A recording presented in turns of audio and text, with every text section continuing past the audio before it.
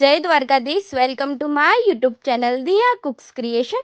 આજે આપણે બનાવીશું શરદ પૂનમના નિમિત્તે બહુ જ સરસ એવું અને ઝટપટ બની જાય તેવા દૂધ પૌવા।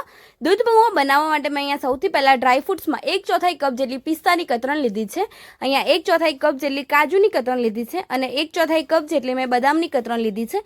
ડ્રાયફ્રૂટ્સ તમે તમારી ક્વોન્ટિટી પ્રમાણે અને તમારી ચોઇસ પ્રમાણે વધારે કે ઓછા કરી શકો છો। અને હવે અહીંયા મેં અડધા કપ જેટલા પૌવા જે આપણે બટાકા પૌવામાં વાપરતા હોય તે પૌવા લીધેલા છે, તેને આપણે એકદમ સ્વચ્છ રીતે મેં વોશ કરીને લઈ લીધા છે। હવે અહીંયા મેં એક તપેલી ગરમ કરવા માટે મૂકી દીધી છે। તપેલી ગરમ થાય એટલે તેની અંદર આપણે 2 ટેબલ સ્પૂન જેટલું પાણી એડ કરી દઈશું, જેથી કરીને દૂધ આપણું નીચે ચોંટી ન જાય। અને હવે પાણી એડ થઈ જાય એટલે ફૂલ ફેટ 1 લીટર જેટલું દૂધ એડ કરી દઈશું। તમે દૂધની ક્વોન્ટિટી તમારી રીતે વધારે કે ઓછી કરી શકો છો। અહીંયા મેં એકદમ ફૂલ ફેટ મલાઈ સાથેનું દૂધ લીધેલું છે। જો તમારે ગરમ કરેલું અને મલાઈ નીકાળેલું દૂધ હોય તો તમે તે રીતે પણ દૂધ લઈ શકો છો। અહીંયા ફૂલ ફેટ દૂધ લેવાને લીધે એકદમ ક્રીમી એવું આપણે દૂધ પૌવો બનીને તૈયાર થશે।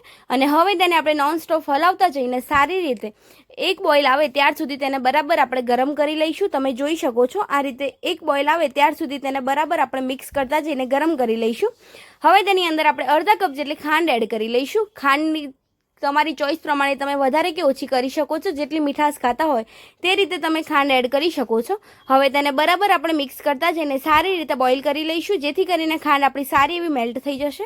તમે જોઈ શકો છો આ રીતે તેને સારી રીતે એક જ ડાયરેક્શનની અંદર અને બરાબર નોનસ્ટોપ હલાવતા જઈને સારી રીતે બોઇલ કરી લઈશું। આ રીતે તેને બરાબર હલાવીશું, જેથી કરીને દૂધ આપણું ચોટશે નહીં। જો ચોટશે તો તેનો ટેસ્ટ બહુ જ ખરાબ આવશે। આ રીતે તેને મિક્સ કરતા જઈને સારી રીતે બોઇલ કરી લઈશું। તમે જોઈ શકો છો દૂધ આપણું સારું એવું થોડું એવું ગરમ થવા લાગ્યું છે અને આ રીતે તેને બરાબર મિક્સ કરતા જઈને સારી રીતે બોઇલ આવે ત્યાર સુધી તેને મિક્સ કરી લઈશું।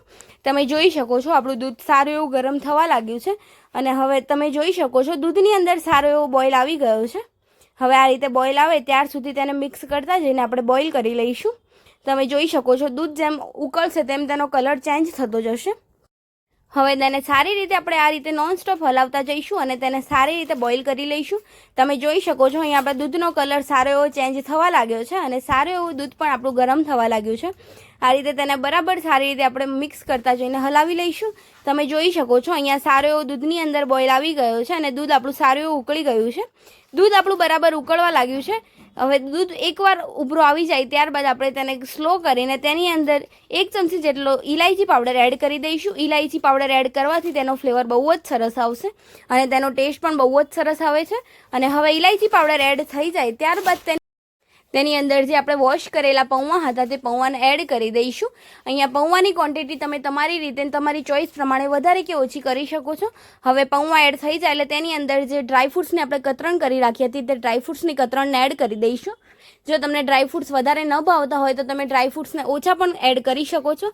આ રીતે આપણે ડ્રાયફ્રૂટ્સની કતરણને એડ કરી લઈશું અને તેને બરાબર સારી રીતે મિક્સ કરીને સારી રીતે બોઇલ કરી લઈશું। અહીંયા જેમ આપણે દૂધપાક બનાવતા હોય તેટલું ઘટ નહીં કરવાનું। આ રીતે 1 કે 2 બોઇલ આવે ત્યાર સુધી તેને મિક્સ કરતા જઈને સારી રીતે આપણે દૂધ પૌવા બનાવી લઈશું। તમે જોઈ શકો છો દૂધ પૌવા બહુ ઘટ નથી હોતા। આ રીતે ફક્ત ક્રીમી સ્ટ્રક્ચર આવે તે રીતેનો દૂધ પૌવા આપણે બનાવીને તૈયાર કરી લઈશું। અહીંયા તમે જોઈ શકો છો ડ્રાયફ્રૂટ એડ કર્યા પછી સારું એવું આપણું દૂધ પણ ગરમ થવા લાગ્યું છે અને આ રીતે દૂધ આપણું થોડું એવું ઉકળવા લાગ્યું છે, એટલે કે એક બોઇલ આવી ગયો છે અને અહીંયા આપણું આ રીતે દૂધ પૌવા બનીને તૈયાર થઈ ગયા છે। અને અહીંયા આપણા ડ્રાયફ્રૂટ્સથી ભરપૂર અને પ્રોટીનથી ભરપૂર એવું આપણું દૂધ પૌવા બનીને તૈયાર થઈ ગયા છે। બનેલા દૂધ પૌવાને આપણે સર્વિંગ પ્લેટની અંદર સર્વ કરી દઈશું। સર્વ કરતી વખતે તમે જોઈ શકો છો બહુ જ સરસ એવા અને ડ્રાયફ્રૂટથી ભરપૂર એવા બાળકોને પણ બહુ જ ભાવશે તેવા શરદ પૂનમ નિમિત્તે આપણું દૂધ પૌવા બનીને તૈયાર થઈ ગયા છે। અને અહીંયા આપણા દૂધ પૌવા સર્વિંગ પ્લેટની અંદર સર્વ થઈને તૈયાર થઈ ગયા છે। એકવાર જરૂર ટ્રાય કરજો, બહુ જ સરસ એવા દૂધ પૌવા ઝટપટ બનીને તૈયાર થઈ જશે। જો તમને મારી આ રેસીપી ગમી હોય તો લાઇક કરજો, શેર કરજો અને કમેન્ટ કરજો। કમેન્ટ બોક્સમાં મને જરૂર જણાવજો કેવી લાગી મારી આ રેસીપી। અને હા, મારી ચેનલ પર જો નવા હોય તો ચેનલને સબસ્ક્રાઈબ કરી બેલ આઇકન જરૂર દબાવજો, જેથી કરીને મારી અવનવી રેસીપી તમને સૌથી પહેલાં જોવા મળે।